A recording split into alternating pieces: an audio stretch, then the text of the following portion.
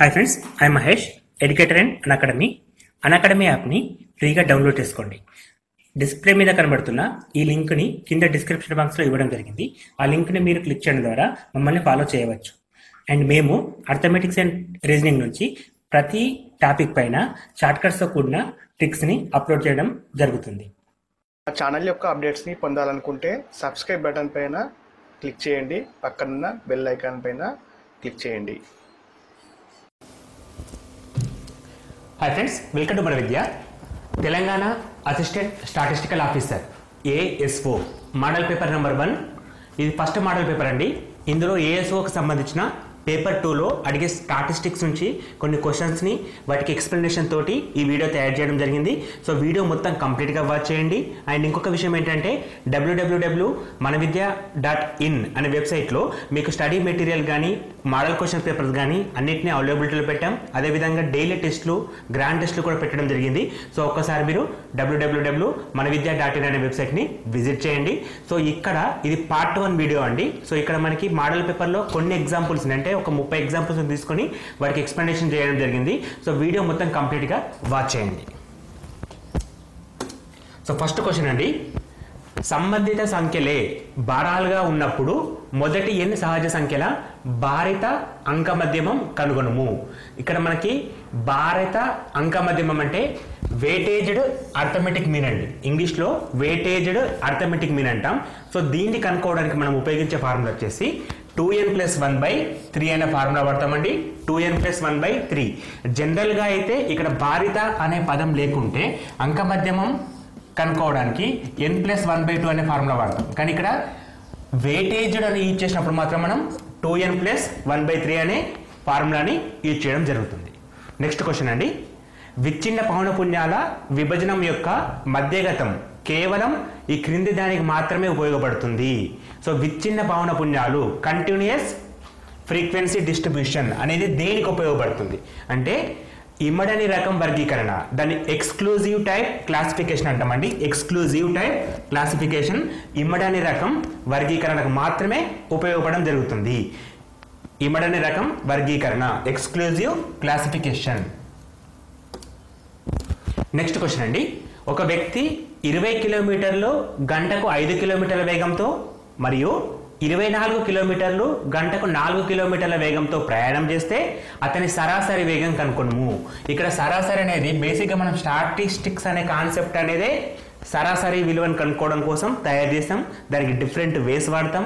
మనం మధ్యగతం అంటాం, బాహుళకం అంటాం, అంకమధ్యమం అంటాం, డిఫరెంట్ వేస్ ఉంటాయి. సో దేనికైనా సరే బేసిక్ మెథడ్ ఈ క్వశ్చన్కి సరిపోతుందండి. యావరేజ్ స్పీడ్ కనుక్కోమని చెప్పింది కాబట్టి మనకు యావరేజ్ స్పీడ్ అనేది ఎట్లా వస్తుందంటే సో తను మొత్తం ప్రయాణం చేసిన దూరము బై మొత్తం ప్రయాణం చేసిన టైం అని చెప్పి తీసుకుంటే సరిపోతుంది. సో దానికోసం మనం ఏం చేయాలంటే సో మొదటి 20 గంటల్ని 5 కిలోమీటర్ల వేగంతో, మొదటి 20 కిలోమీటర్లని 5 కిలోమీటర్లు అంటే గంటకు 5 కిలోమీటర్ల చొప్పున 20 కిలోమీటర్లు ప్రయాణం చేశాడు. సో దాంతోపాటు 24 కిలోమీటర్లు వచ్చేసి 4 కిలోమీటర్ల వేగంతో ప్రయాణం చేశాడు. సో మొత్తం వచ్చేసి 20+24 తీసుకోండి సరిపోతుంది. 20+24 తీసుకుంటే ఇది 100, ఇది 96, మొత్తం 196 వస్తుంది. బై 20+24 అంటే 44 వస్తుందండి. సో దీన్ని మనం క్యాన్సిల్ చేసుకున్నప్పుడు మనకి 44 కాబట్టి 44 176, 20 మిగులుతుంది, 200, మళ్ళీ 176. సో మళ్ళీ ఇక్కడ మనకి ఈసారికి 24 మిగులుతుంది, పాయింట్ కాబట్టి 240 కాబట్టి 44 5 తీసుకుంటే 220 వస్తుంది. అప్పుడు మళ్ళీ 20 మిగులుతుంది అంటే మనకి 4545 అనేది రిపీట్ అవుతూ ఉంటుంది. సో మనం జనరల్గా దీన్ని 4.45గా తీసుకుంటే సరిపోతుంది. 4.45గా తీసుకుంటే సరిపోతుంది. సో ఆన్సర్ వచ్చేసి గంటకి 4.45 కిలోమీటర్లు, 45 కిలోమీటర్లు కాదు 45 అని చెప్పి చదువుతాం కాబట్టి 45 కిలోమీటర్స్ చెప్పి రాస్తాం. ఇది సరాసరి వేగం. సో నెక్స్ట్ వచ్చేసి 20 మార్కుల పరిశీలన అంకమధ్యమం 40గా కనుక్కున్నారు. తర్వాత వాటిలో ఒక మార్కు 53కు బదులుగా 83 అని తప్పుగా చదివారు. సో సరైన సగటు ఎంత? సో ఇక్కడ క్వశ్చన్ ఏమంటుందంటే 20 మార్కుల పరిశీలన యొక్క సగటు అనేది 40గా తీసుకున్నారు. ఇక్కడ మధ్యమం చెప్పాడు. మధ్యమం అన్న సగటు అన్న దాదాపుగా మీనింగ్ అన్ని సేమ్ కాబట్టి మనం మధ్యమాన్ని సగటుగా తీసుకుంటే 20 పరిశీలన యొక్క సగటు 40 అయితే అందులో ఒకటి అనేది 53కు అంటే 53కు బదులుగా 83 అని చెప్పి చదివారు. సో ఇక్కడ మనం కనుక్కోవాల్సింది అంటే మొత్తం కనుక్కుంటాం. రాశిలో మొత్తం కనుక్కోవాలంటే యావరేజ్ ఉంది కాబట్టి టోటల్ అనేది ఎక్కడి నుంచి వస్తుందంటే టోటల్ కావాలంటే average into observations. So which is equal to 800 వచ్చిందండి. సో ఇక్కడ మనకి 800 మొత్తం వచ్చింది. ఈ 800కి ఒక అంశం 53కి బదులు 83గా తప్పుగా చదివారు. సో ఇచ్చిన 83ని తీసేయండి, కరెక్ట్గా వచ్చే 53ని కలపండి బై ఇప్పుడు మొత్తం అంశాలు ఏంటండి 20 అంశాలు కాబట్టి 20 అంశాలు తీసుకోండి. మొత్తం అంశాలు వచ్చేసి 20 కాబట్టి 20 తీసుకోండి. సో ఇక్కడ మనకి 83 ప్లస్ 53 అంటే 30 వస్తుంది, మైనస్ 30 వస్తుంది. 800 మైనస్ 30 అంటే 770 తీసుకుంటాం బై 20 తీసుకుంటే 0 0 గెట్ క్యాన్సల్, 2 ఎక్కం, 2 3 6, 1 మిగులుతుంది 18, 17, 216.5, 35.5గా తీసుకుంటాం. 38.5 అనేది ఆప్షన్ నెంబర్ 3లో ఉంది. 38.5గా తీసుకోవచ్చు. ఈ క్వశ్చన్ ఇంత పెద్దగా కూడా చేయనవసరం లేదండి. జస్ట్ సింపుల్గా వీటి మధ్య డిఫరెన్స్ చూడండి. 53 ఉంది, 83 ఉంది. డిఫరెన్స్ అనేది 30 వస్తుంది. ఈ 30 అనేది ఎక్కువ జరిగింది, అంటే 30 అనేది అడిషనల్గా యాడ్ చేస్తాం కాబట్టి తీసేయాలి. సో తీసేయడం అనేది ఎట్లా అంటే అబ్జర్వేషన్ చూడండి 20 ఉన్నాయి, 30/20 తీసుకుంటే మనకి 1.5 వస్తుంది. సో టోటల్ ఇచ్చిన నంబర్లకి 1.5 తీసేస్తే మనకి 38.5 వస్తుంది. అంటే సింపుల్గా చేయడానికి ఈ మెథడ్ మీకు ఉపయోగపడుతుంది. మనకి ఎంత ఎక్కువ ఉందో దాన్ని తీసేయాలి. సో దాన్ని యావరేజ్ లెక్క తీసేసినా కూడా సేమ్ వస్తుంది కాబట్టి యావరేజ్ ఫస్ట్ ఫైండ్ అవుట్ చేస్తున్నా. 30 అనేది ఎక్కువ ఉంది, మన అబ్జర్వేషన్ 20. సో 30లో 20 1.5 యావరేజ్. సో 1.5 తీసేస్తే సరిపోతుంది. So 40 minus 1.5 which is equal to 38.5గా రాస్తాం. 38.5. నెక్స్ట్ క్వశ్చన్ అండి, టాలీ గుర్తును నిర్ధారించినది. సో టాలీ గుర్తు అనేది ఎందుకు వాడతాం మనం? సో టాలీ గుర్తును అనేది నిర్ధారించినది ఏంటంటే తరగతి పౌనపున్యం అనేది టాలీ గుర్తును నిర్ధారిస్తుంది. ఈ పాయింట్స్ ఇంపార్టెంట్ అండి. ఈ పాయింట్స్ మీరు నోట్ చేసి పెట్టుకున్నా పర్లేదండి. ఇక్కడ టాలీ గుర్తుని నిర్ధారించేది ఏంటంటే తరగతి పౌనపున్యం అనేది టాలీ గుర్తుని నిర్ధారిస్తుంది. క్లాస్ ఫ్రీక్వెన్సీ అనేది టాలీ గుర్తుని నిర్ధారించడం జరుగుతుంది. నెక్స్ట్ క్వశ్చన్, అంకమధ్యమం నుండి n విలువల యొక్క విచరణల బీజీయ మొత్తం ఎంత? సో అంకమధ్యమం అంటే ఇళ్ళకేని n విలువల యొక్క విచరణాల బీజీయ మొత్తం అనేది ఎప్పుడైనా సరే 0కి సమానం అండి. విచరణాల బీజీయ మొత్తం ఎప్పుడైనా సరే 0కి సమానం ఉంటుంది. అంకమధ్యమం అనేది మిడిల్లో ఉంటుంది. సో అటు ఎన్ని వాల్యూస్ ఉంటాయో ఇటు ఎన్ని వాల్యూస్ ఉంటాయి. సో వాటి బీజీయ మొత్తం ఎంత వస్తుందంటే 0కి వస్తుందండి. దాని బీజీయ మొత్తం వచ్చేసి 0కి రావడం జరుగుతుంది. నెక్స్ట్ క్వశ్చన్, సాంఖ్యాక స్థిరాలు కాన్స్టెంట్స్ అంటాం వీటిని, స్టాటిస్టికల్ కాన్స్టెంట్స్ మొత్తం ప్రాముఖ్యతను ఒకే ప్రయత్నంలో ఇమర్చుకునే శక్తి మనకు కలిగిస్తాయి అనే ప్రవచనం ప్రతిపాదించిన వారు ఎవరు? సో ఈ ప్రవచనాన్ని మనకు వచ్చేసి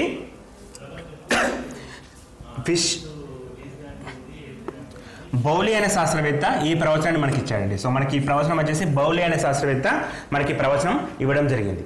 సాంఖ్యాక స్థిరాలు అనేవి మొత్తం ప్రాముఖ్యతను ఒకే ప్రయత్నంలో విమర్శించుకునే శక్తి మనకు కల్పిస్తాయి అనే ప్రవచనాన్ని మనకి బౌలి అనే శాస్త్రవేత్త అందించాడు. సో దీనికి ఆన్సర్ వచ్చేసి బౌలి అండి. ఇక్కడ మనకి 3 4 మాత్రమే శాస్త్రవేత్తలు ఉంటారండి. సో వాళ్ళు ఈచ్ అండ్ ఎవ్రీ శాస్త్రవేత్త కూడా 2 వాక్యాలు చేశాడు. సో వాటిని మనం చదువుకుంటే అన్ని రకాల క్వశ్చన్స్కి ఆన్సర్ చేయగలుగుతామండి. సో టెక్స్ట్ బుక్లో మనకి క్లియర్గా ఉంటాయి. సో వాటిని ఒకసారి ఈ శాస్త్రవేత్తలు ప్రతిపాదించిన వాక్యాలను చూసుకుంటే చాలా ఈజీ అవుతుందండి. నెక్స్ట్ క్వశ్చన్, కింది ప్రతిపాదనను పరిశీలించము మరియు ఏ ప్రతిపాదన సరైనదో గుర్తించము. సో క్రింది వాటిని గమనించి వాటిలో ఏది కరెక్టో చెప్పమని చెప్పేసి అంటుండు. విపరీత తరగతి అనున్నది బహిర్గతమైనప్పుడు అంకమధ్యమం లెక్కించలేము. సో దీన్ని మనం ఇంగ్లీష్లో ఒకసారి చూస్తే arithmetical mean cannot be calculated from the extreme class is open ఉన్నప్పుడు మనం అంకమధ్యమాన్ని లెక్కించలేము. ఈ స్టేట్మెంట్ కరెక్టేనండి. సో ఈ స్టేట్మెంట్ అనేది కరెక్టే అవుతుంది. నెక్స్ట్ స్టేట్మెంట్ ఏమంటుండు, మధ్యమం వద్ద మధ్యమ విచలనం అన్నది ఎల్లప్పుడూ క్రమ విచలనం కంటే చిన్నది. సో మధ్యమం వద్ద మధ్యమ విచలనం అనేది ఎల్లప్పుడూ క్రమ విచలనం కంటే చిన్నది కాబట్టి ఈ స్టేట్మెంట్ కూడా కరెక్టే. అండ్ థర్డ్ స్టేట్మెంట్ ఏమంటుండు, వేరే బీజ గణిత ప్రక్రియలను చతుర్థాంశాలకు సరిపడవు. వేరే బీజగణిత ప్రక్రియలకు చతుర్థాంశాలు అంటే క్వార్టినల్స్ ఉంటాయి కదా, Q1 Q3 ఇవన్నిటివి వేరే బీజనీయ ప్రక్రియలకు సరిపడవు. అది కూడా కరెక్టే కాబట్టి ఇక్కడ మనకి ఆప్షన్ నెంబర్ అంటే ఈ 1 కరెక్టే, 2 కరెక్టే, 3 కరెక్టే, ఈ 3 కరెక్ట్ ఉన్న ఆప్షన్ నెంబర్ 1 కాబట్టి మనం ఇక్కడ 1ని క్లిక్ చేయాల్సి వస్తుంది. సో ఇక్కడ బేసిక్స్ తోటే ఎక్కువ మార్క్స్ ఉంటాయండి. ఎందుకంటే మనం స్టాటిస్టిక్స్ పేపర్స్ ప్రీవియస్ పేపర్ చూసినప్పటికీ కూడా ఎక్కువ క్వశ్చన్స్ బేసిక్స్ మీద అడిగాడు. సో మనం ఒక్కసారి టెక్స్ట్ బుక్ ముందు పెట్టుకొని బేసిక్స్ అన్ని చదువుకుంటే చాలా హెల్ప్ఫుల్ అవుతుందండి. నెక్స్ట్ క్వశ్చన్, ఎక్స్ మరియు y యొక్క మధ్య సంబంధం అన్నది 3y - 2x + 5 = 0 మరియు y అనేది మధ్యగతం 40 అయితే x యొక్క మధ్యగతం ఎంత? సో ఇక్కడ ఈ equation law x and y ఏంటివి? Constant values. సో ఈ వాల్యూస్ మనం కనుక్కోవాలంటే వేరియబుల్స్ ఉన్నాయి ఇక్కడ x అండ్ y అనేటి. సో ఈ వేరియబుల్స్ వాల్యూస్ కావాలంటే ఇక్కడ y యొక్క మధ్యగతం, x యొక్క మధ్యగతం ఈ రెండు సేమ్ ఉన్నాయి లేవో చెక్ చేసుకోవాలి. సో ఇక్కడ ఈ రెండు కూడా సేమ్ ఉన్నాయి కాబట్టి మధ్యగతం విలువను మనం ఫైండ్ అవుట్ చేయాల్సి వస్తుంది. సో మధ్యగతంలో మనకి y విలువ ఎంత ఇచ్చాడు? 40 అని ఇచ్చాడు. సో x విలువ అడుగుతాడు. డైరెక్ట్ గా మనం సబ్స్టిట్యూట్ చేసుకున్నా సరిపోతుందండి. 3 × y అంటే 40 రాస్తున్నాను, -2x x వాల్యూ మనం కనుక్కోవాలి, +5 = 0. 3 × 40 120 + 5 125 -2x = 0. అప్పుడు 2x = 125. అప్పుడు x = ఏమొస్తుందంటే 62.5 రావడం జరుగుతుంది. 62.5 ఆప్షన్ నెంబర్ 1 ఇది కరెక్ట్ ఆన్సర్ అండి. Option number 1. నెక్స్ట్ క్వశ్చన్, అంకమధ్యమము, మధ్యగతము మరియు బాహుళకం మధ్య అనుభావిక సంబంధాన్ని పరిచయం చేసిన వారు. సో మనకి రిలేషన్ ఉంటుంది కదా, 3 × median = 2 × mean minus median and formula. So దాన్ని ఎవరు మనకి ప్రతిపాదించారంటే కే పియర్సన్. ఈ పియర్సన్ అనే శాస్త్రవేత్త చాలా ఇంపార్టెంట్ అండి. స్టాటిస్టిక్స్ లో ఎన్నో రకాల ప్రతిపాదనలు చేశాడు. సో ఇక్కడ పియర్సన్ అనే శాస్త్రవేత్త ఇంపార్టెంట్ అండ్ ఆయన వచ్చేసి K Pearson, not ES Pearson. So K Pearson అనే శాస్త్రవేత్త మనకి అంకమధ్యమం, మధ్యగతం, బాహుళకం, మీడియన్, మోడ్ వీటి మధ్య రిలేషన్షిప్ అనేది మనకి ఇంట్రడ్యూస్ చేశాడు కే పియర్సన్.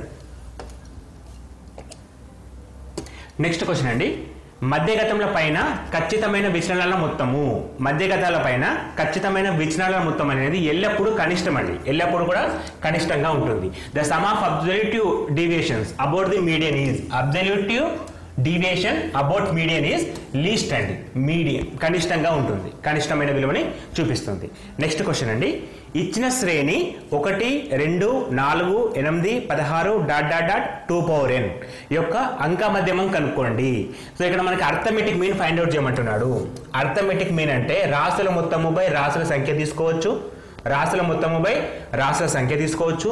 ఇక్కడ మనకి ఈ సిరీస్ని గమనిస్తే ఇది కూడా 2/0 రాసుకుంటే 1 = 2/1 2/2 2/3 అట్లా 2/n వరకు ఉన్నాయి. కానీ ఇక్కడ మొత్తం నంబర్స్ అనేవి ఎన్ని ఉన్నాయంటే n+1 ఉన్నాయండి. n+1 అనేది ఉండడం జరిగింది. ఇక్కడ మొత్తం ఎన్ని నంబర్స్ ఉన్నాయంటే n+1. ఎందుకంటే 1 నుంచి స్టార్ట్ కాలేదు, మనకి 0 నుంచి స్టార్ట్ అయింది కాబట్టి n+1 తీసుకోవాలి. సో ఈ సిరీస్ అనేది గుణశ్రేణికి సంబంధించింది. ఎందుకంటే 2/1 2/2 2/3 ఇట్లా ఉంటే మనం గుణశ్రేణి అంటాం.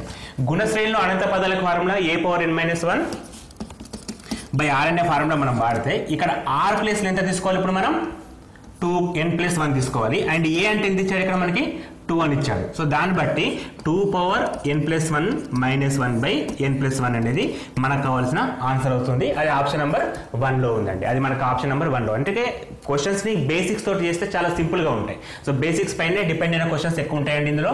సో జస్ట్ మనం ఎక్కువ హై లెవెల్ క్వశ్చన్స్ తక్కువ ఉంటాయండి. మనకి డిగ్రీ లెవెల్ క్వశ్చన్స్ అంటాడు కానీ డిగ్రీ లెవెల్ క్వశ్చన్స్ చాలా వరకు తక్కువ ఉంటాయి. కానీ బేసిక్స్ పైన ఎక్కువ ఉంటాయి. టెక్స్ట్ బుక్స్ ఎక్కువ చదివితే బెనిఫిట్ అండి. నెక్స్ట్ క్వశ్చన్, ఒక విభాజనం పౌనపున్యం 45 40 మరియు 65 మరియు అంక మధ్యమాలు 2 2.5 2గా ఉన్న 3 కారకాల కలిగి ఉన్నది. వాటి యొక్క సంయుక్త విభాజనం కంబైన్డ్ డిస్ట్రిబ్యూషన్ అంటాం. సో కంబైన్డ్ డిస్ట్రిబ్యూషన్ వాల్యూ ఎంత అని అడుగుతున్నాడు. సంయుక్త విభాజనం యొక్క బాహుళకం ఎంత? సో సంయుక్త విభాజనం యొక్క మోడ్ ఆఫ్, సో బాహుళకం అనేది ఎంత అని అడుగుతున్నాడు. సో ఫస్ట్ సంయుక్త విభాజనం కనుక్కోవాలి. ఇప్పుడు మనం దానికోసం మనం ఏం చేస్తామంటే ఈచ్ అండ్ ఎవ్రీ దానికి ఫైండ్ అవుట్ చేద్దాం. ఇక్కడ 45కి 2 ఉందండి. 45 × 2 ఇచ్చాడు, విచ్ మీన్స్ 90 వస్తుంది. 40 × 2.5 40 × 2.5 which is 80 + 20 100. And third one వచ్చేసి 65 × 2 ఇచ్చాడు, విచ్ ఇస్ 130 వచ్చింది. సో టోటల్ తీసుకుంటే మనకి ఎంత వస్తుందంటే 100 230 320 రావడం జరిగింది. సో టోటల్ అనేది మనకి 320 వచ్చింది. ఇప్పుడు ఈ 320 మనకి ఇచ్చిన అబ్జర్వేషన్ తీసుకుందాం. పౌనపున్యం అంటే ఏమేమి ఇచ్చాడు? 45 40 65 45 + 65 110 + 40 150 వస్తుంది. సో 150 వస్తుంది.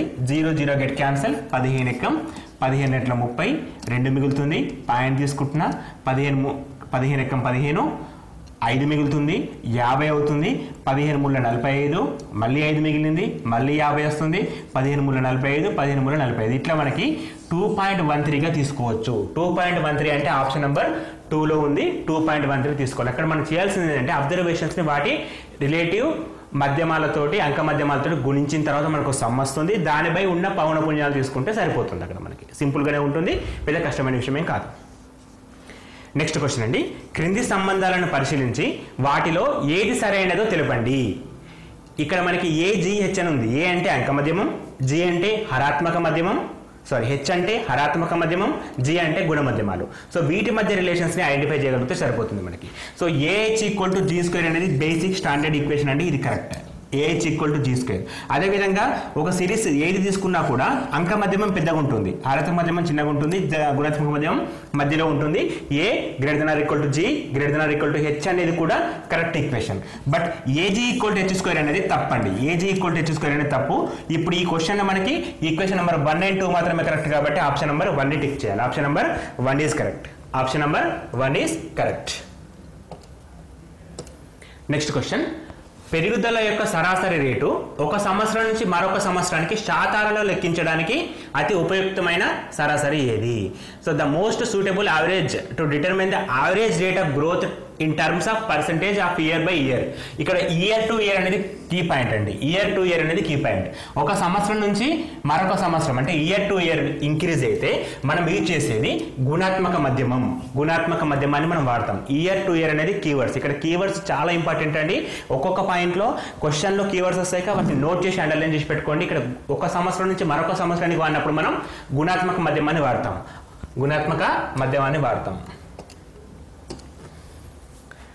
నెక్స్ట్ క్వశ్చన్, క్రింది వాటిలో ఏది విపరీత విలువల చేత ప్రభావితం చెందదు?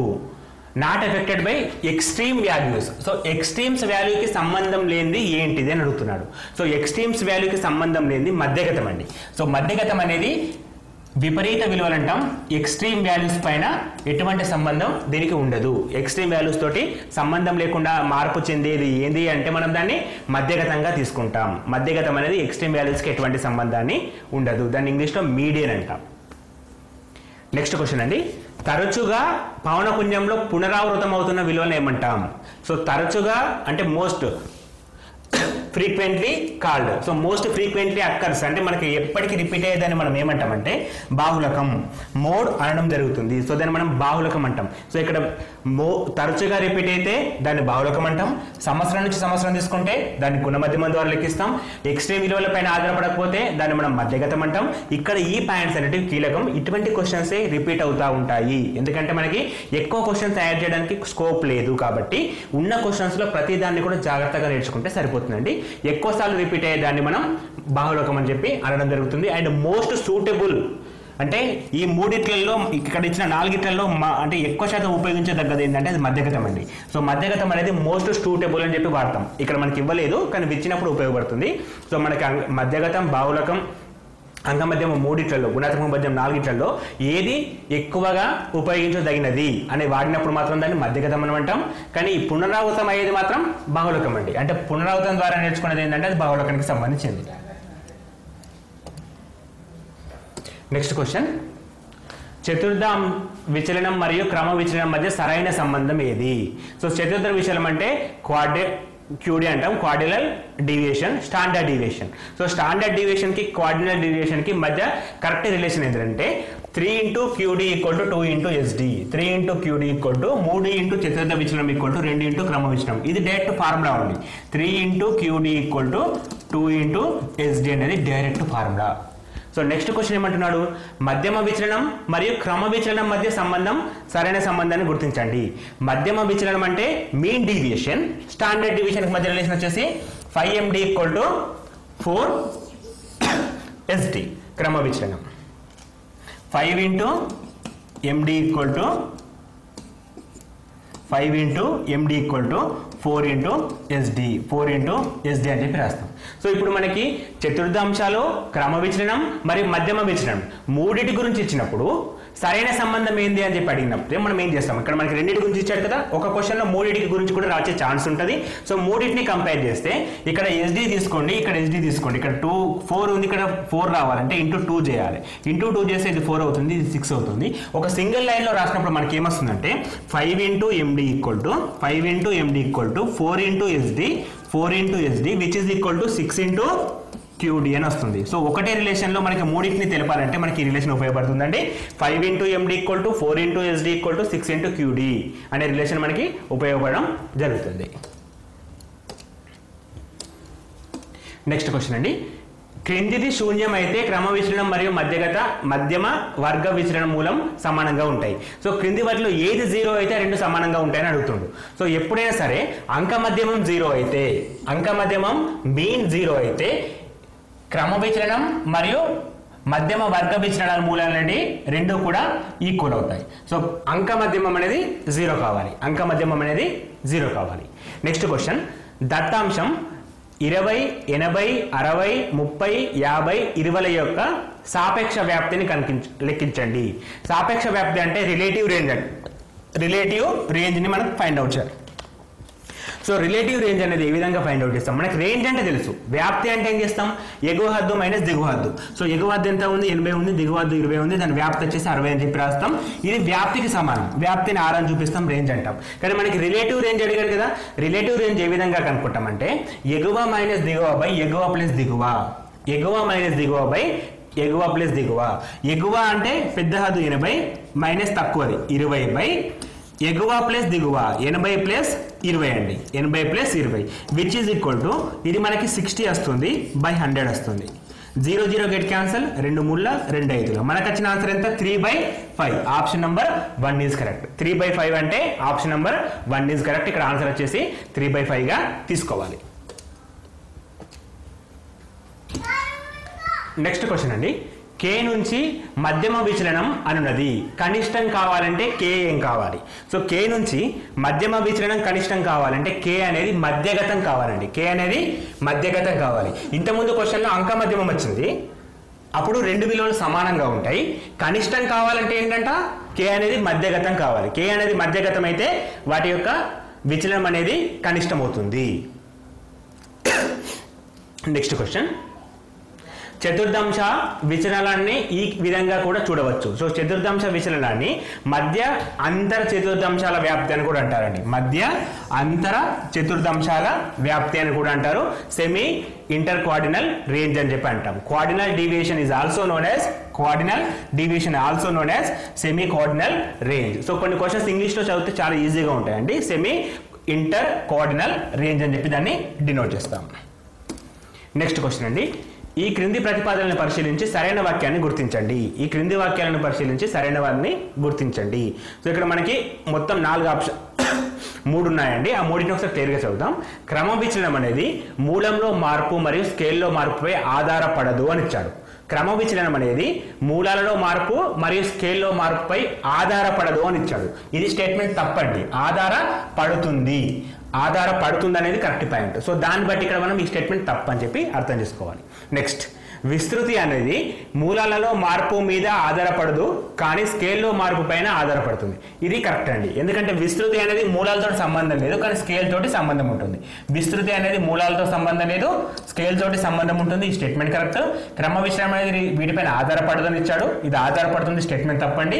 నెక్స్ట్ వచ్చేసి మూలం మరియు స్కేలలో మార్పు భ్రామకాలను ప్రభావితం చేస్తుంది అని ఇచ్చాడు. సో మూలము మరియు స్కేల్ అనేది భ్రామకాలను ఎటువంటి ప్రభావితం చెయ్యదండి, ఇక్కడ చేస్తుందని ఇచ్చాడు. ఈ స్టేట్మెంట్ కూడా తప్పే, ఎటువంటి ప్రభావితం చెయ్యదు.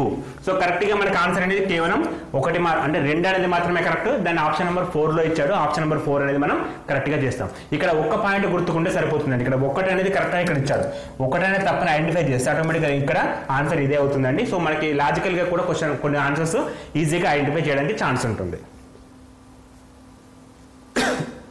నెక్స్ట్ క్వశ్చన్ అండి, అసౌష్టవం యొక్క చతుర్థాంశం గుణకం విలువ. Cardinal coefficient value of skewness. Cardinal coefficient of skewness అనేది చతుర్థాంశ గుణకం యొక్క విలువ అవధులను అడిగాడు. సో అవధులు ఎట్లా ఉంటాయంటే -1తో పాటు 1ని కూడా కలుపుకొని ఉంటాయి. కలుపుకొని ఉండడం అంటే అవి కూడా ఉండాలి. అంటే -1 ఉంటుంది, 1 కూడా ఉంటుంది. 1 కూడా ఉంటుంది అంటే స్క్వేర్ బ్రాకెట్ లో రాస్తాం. దీని విలువ ఏంటంటే రెండింటిని కలుపుకొని. అలా కాకుండా ఈ విధంగా ఉంటే దాని మీనింగ్ ఏంటంటే ఇవి కాకుండా వాటి మధ్యలో వచ్చేటి, ఇవి కాకుండా వాటి మధ్యలో వచ్చేటి అని చెప్పి వాడతాం. ఇది తప్పండి, ఇది కరెక్ట్ అండి. సో కొన్ని రిలేషన్స్ ఇట్లా కూడా ఉంటాయి. -1 కాదు 1 కలుపుకుంటుంది, 1 ఉంటుంది కానీ -1 ఉండదు, -1 ఉంటుంది కానీ 1 ఉండదు. ఇట్లా తీసుకోవద్దు. -1తో పాటు 1తో పాటు రెండింటిని కలుపుకొని ఉండేదే చతుర్థాంశాల యొక్క గుణకాల అవధి. Option number 3 is correct. The coefficient యొక్క లిమిట్స్ అవి రేంజ్ వచ్చేసి -1 to 1. నెక్స్ట్ క్వశ్చన్ అండి, క్రింది ప్రతిపాదనలను పరిశీలించి సరైన వాటిని గుర్తించండి. సో ఫస్ట్ ఏమంటుండు, β2 ఈజ్ గ్రేటర్ దెన్ 1. ఇది కరెక్ట్ అండి. β2 వాల్యూ ఎప్పుడైనా సరే గ్రేటర్ దెన్ 1 అనేది కరెక్ట్. సెకండ్ ఏమంటుండు, β2 - β1 - 1 always greater than or equal to 0. ఈ రెండు కూడా ఫస్ట్ 1 వాల్యూ కంటే 1 కంటే ఎక్కువ ఉంటుంది, సెకండ్ది పాజిటివ్ వాల్యూస్ మాత్రమే ఉంటుంది. ఈ రెండు స్టేట్మెంట్స్ మనకి బుక్ లో డైరెక్ట్ గా ఉంటాయి. ఈ రెండు స్టేట్మెంట్స్ కరెక్ట్ అండి. థర్డ్ వన్ ఏమంటుండు, పియర్సన్. ఈ ఫార్ములా అయితే ముందు చెప్పాను మీకు. పియర్సన్ అనే శాస్త్రం అయితే చాలా ఇంపార్టెంట్, చాలా ప్రతిపాదన చేశారని చెప్పాను. పియర్సన్ అసోస్టోక్ గుణకం ఇంత ముందుకు వచ్చింది. అసోస్టోక్ గుణకం స్క్వేర్నెస్, కోఎఫిషియంట్ ఆఫ్ స్క్వేర్నెస్ అనేది -1 1 మధ్య ఉండును అని చెప్పాడు. -1 1 మధ్య ఉండును, -1 1 మధ్య ఉండును అంటే తప్పండి. ఎందుకంటే -1తో పాటు 1 కూడా కలుపుకొని ఉంటుంది, మధ్య ఉండదండి. మధ్య అంటే ఈ విధంగా రాస్తాం, తో కలుపుకొని ఉంటుంది అంటే ఈ విధంగా రాస్తాం. సో స్టేట్మెంట్ ఏమంటే మధ్య ఉంటుంది అని చెప్పింది కాబట్టి ఈ స్టేట్మెంట్ తప్పు. కేవలం మనకి 1 మరియు 2 మాత్రమే కరెక్ట్. 1 మరియు 2 అనేది ఆప్షన్ నెంబర్ 1లో ఉంది. ఇక్కడ ఆన్సర్ అనేది కేవలం 1 మాత్రమే కరెక్ట్. నెక్స్ట్ క్వశ్చన్ అండి, ఒక పౌనపున్యం విభాజనం యందు చతుర్థాంశాలపై ఆధారంగా లెక్కించిన అసోస్టోక్ గుణకం 0.6. ఎగువ మరియు దిగువ చతుర్థాంశాల మొత్తము 100 మరియు మధ్యగతము 38 అయితే ఎగువ చతుర్థాంశం యొక్క విలువ ఎంత? సో ఇది చాలా ఇంపార్టెంట్ క్వశ్చన్ అండి. సో ఇక్కడ మనకి ఏమడుగుతుంది అంటే ఒక ఫార్ములా ఉంటుంది, ఆ ఫార్ములా ప్రకారం చేస్తామండి. సో అప్పుడు మనం ఫస్ట్ స్క్వేర్నెస్ ఫార్ములా చేస్తాం. స్క్వేర్నెస్ ఈక్వల్ టు, స్క్వేర్నెస్ని SK తో చూపిస్తే స్క్వేర్నెస్ equal to Q3 + Q1 - 2 × M / Q3 + Q1 అనే ఫార్ములా మనం యూజ్ చేస్తాం. Skewness of coefficient of skewness equal to Q3 + Q1 / Q3 + Q1 - 2 × M అంటే మీడియన్ అండి, మధ్యగతం, బై Q3 + Q1. ఇక్కడ ఈ ఎగువ మరియు దిగువ అవధులు అంటే Q3 + Q2 విలువల మొత్తం ఇచ్చాడు. ఎంత ఇచ్చాడు? Q3 + Q1 = 100 ఇచ్చాడు. Q3 + Q1 = 100 అని ఇచ్చాడు. అండ్ SK = 0.6 అని ఇచ్చాడు. అండ్ మీడియన్ = 38 అని ఇచ్చాడు. ఈ విలువలన్నింటినీ మనం ఇక్కడ రాస్తే మనకేమొస్తుందంటే, కింద మైనస్ అండి. సో ఈ విలువ రావడం జరుగుతుంది. Q3 - Q1 విలువ రావడం జరుగుతుంది. ఆల్రెడీ మనకి Q3 + Q1 ఉంది. మనం Q3 - Q1 కనుక్కుంటే రెండింటి నుంచి Q3 అనేది ఎగువద్దు, అది మనం ఫైండ్ అవుట్ చేయగలుగుతాం. సో 0.6 మనకి ఇచ్చిన వాల్యూస్. సో Q3 + Q1 అంటే 100 - 2 × 38 బై Q3 - Q1 మనకు కావాల్సిన విలువ. సో Q3 - Q1 ఇటు వచ్చేస్తే 100 - 76 = 24/0.6. పాయింట్ తీసేస్తే పైన 0, 6 అంటే 6 4 24 0. సో మనకి ఎంత వస్తుందండి ఆన్సర్ అనేది 40 రావడం జరిగింది. సో Q3 - Q1 = 40 వచ్చిందండి. Q3 - Q1 = 40 వచ్చింది. రెండు విలువలను కంపేర్ చేసి మనం ఆన్సర్ రాసుకుంటే, so minus plus cancel, Q3 = 140, 2 × Q3 = 140, Q3 = 70 వస్తుంది. సో ఆన్సర్ అనేది 70కి సమానం. ఈ క్వశ్చన్ చేయాలంటే ఈ చిన్న ఫార్ములా గుర్తుకుండాలి మనకి. దీనిలో స్క్వేర్నెస్ ఆఫ్ కోఎఫిషియంట్ ఆఫ్ స్క్వేర్నెస్ కూడా ఫైండ్ అవుట్ చేయడానికి ఉపయోగపడుతుంది. కాబట్టి Q3 + Q1 - 2 × M / Q3 - Q1 అనే ఫార్ములా ద్వారా కోఎఫిషియంట్ ఆఫ్ స్క్వేర్నెస్ అనేది మనం ఐడెంటిఫై చేస్తాం. దాన్ని యూజ్ చేసుకుంటే మనకి ఇక్కడ Q3 = 70 వచ్చింది. Q3 అంటే ఎగువ చతుర్థాంశం, అంటే అప్పర్ కోఆర్డినేట్. సో దిగువ చతుర్థాంశం అంటే Q1 చెప్పి అంటాం. సో ఆటోమేటిక్గా Q1 అనేది మనకి 30 కావడం జరుగుతుంది. Q1 అనేది ఆటోమేటిక్గా 30 కావడం జరుగుతుంది. అది మనకు అడగలేదు. సో 70 + 30 = 100 వస్తుంది. సో మ్యాచ్ అవుతుంది. నెక్స్ట్ క్వశ్చన్ అండి, ప్లాటోకోరిక్ వక్రం ప్లాటెసిస్ లాగా చిన్నదైన పొట్టి పార్శ్వమూలం మరియు లెప్టోక్లోరిక్ వర్గం గెంతైన కంగారు లాగా పెద్దదైన పొడవు పార్శ్వమూలాలు అనే ప్రవచనం ఇచ్చింది ఎవరండి? సో దీనికి వచ్చేసి మనకి గాసెట్ అనేది కరెక్ట్ అండి. సో ఈ ప్రవచనాన్ని మనకి గాసెట్ అనే శాస్త్రవేత్త ఇచ్చాడు. గాసెట్ అనే శాస్త్రవేత్త ఇవ్వడం జరిగింది. సో ఇక్కడ మనకి కొన్ని క్వశ్చన్ తీసుకొని వాటికి ఎగ్జాంపుల్స్ వాటికి ఎక్స్ప్లెనేషన్ డిస్కస్ చేసినాం. ఇక్కడ మనకి స్టాటిస్టిక్స్ పేపర్ అనేది 100% క్వశ్చన్స్ రావండి. ఎక్కువ శాతం బిట్ వైజ్ గానే ఉంటుంది. సో బిట్స్ పైన ఫోకస్ చేయండి, ఎక్కువ క్వశ్చన్ చూడండి. ఇది పార్ట్ 1 వీడియో అండి. పార్ట్ 2 త్వరలోనే అప్లోడ్ చేస్తాం. ఇప్పటివరకు మా ఛానల్ని ఎవరైతే సబ్స్క్రైబ్ చేసుకోలేదో ప్లీజ్ డూ సబ్స్క్రైబ్. ఎందుకంటే మీరు సబ్స్క్రైబ్ చేసుకోవడం ద్వారా మేము పెట్టే ప్రతి వీడియోని కూడా మీరు మిస్ కాకుండా చూడగలుగుతారు. Thanks for watching. Thank you and all the best for your exam.